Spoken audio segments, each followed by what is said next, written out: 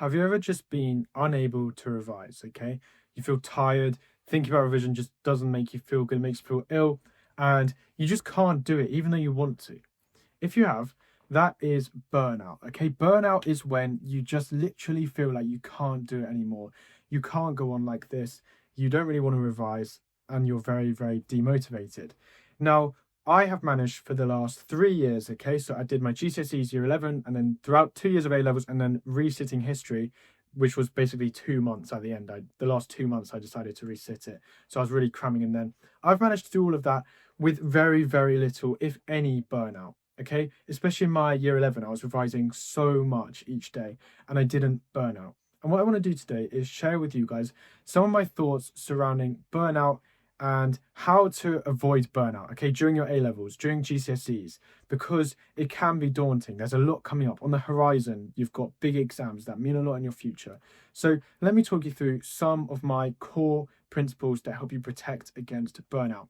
Now, the first thing, and one of the most obvious things, is you've got to pace yourself, right? The way you burn out in a marathon is you just start sprinting right at the start, you sprint, okay? Or right at the end, or too early at the end, you sprint. You've got to pace yourself if you want to finish it and you want to finish it strong, okay? That's crucial. So what I mean by this is don't start your A-levels giving it absolutely everything you've got, or don't start your GCSE year giving it absolutely everything you've got. I actually made that mistake, because at the start of my A-levels, I just carried straight on from GCSEs. I thought year 12 was just like year 11. So within weeks, I was spending lunchtimes just writing essays. That didn't really matter. I'm not saying don't do anything. I'm saying don't overdo it. I'd much rather, especially A-levels, you pace yourself over the 2 years. That's what I did, and revise less at the end than revise cram at the end, okay? Or even do too much at the start and burn out. So it should be a few hours a day for 2 years, not right at the end, okay? Or multiple hours a week, okay? That's really important. Pace is really important. So for A-levels, you get ahead and you stay ahead. Okay, that's my mantra for A-levels. That's what I'm going to talk about a lot. You'll hear me say that loads and loads and loads.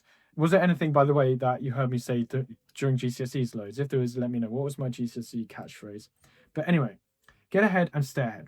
So you just do it, okay? You revise lots consistently.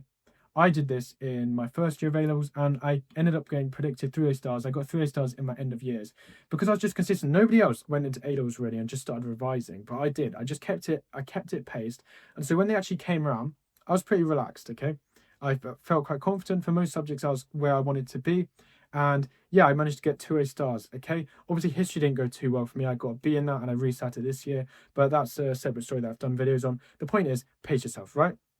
Next up is sleep. This is where I do disagree with a lot of study tube people online.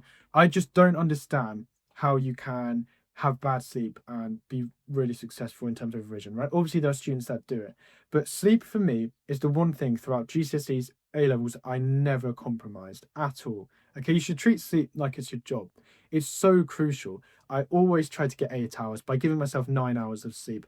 I really try to keep a consistent routine, and obviously over summer and stuff, like I was relaxed over summer. But the point is, for me, sleep was such a non-negotiable. I'm sure you all know the studies on how important sleep is. I'm not going to bore you with that. I will say you've got to take care of your sleep. Don't cram and revise really late into the night.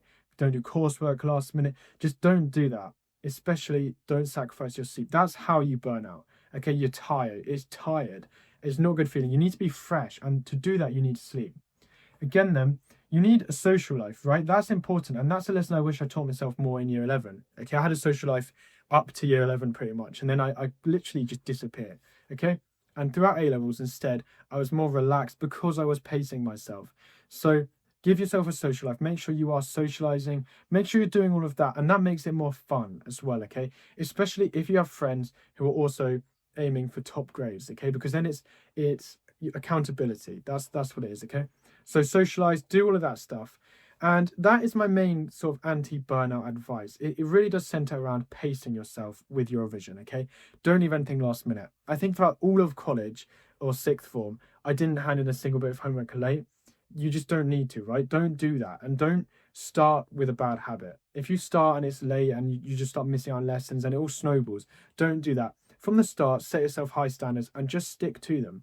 it was much easier for me, right? I know that may sound like a lot, never having any homework late. I just did it. I scheduled time for it and I did it every single week.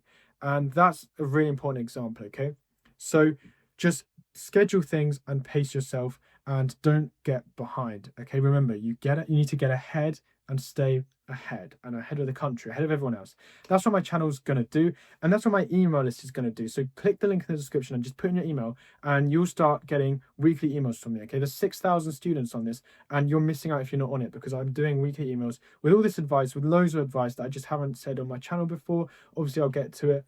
But my point is, I'm doing a lot on emails, so make sure you're subscribed to my email list as well.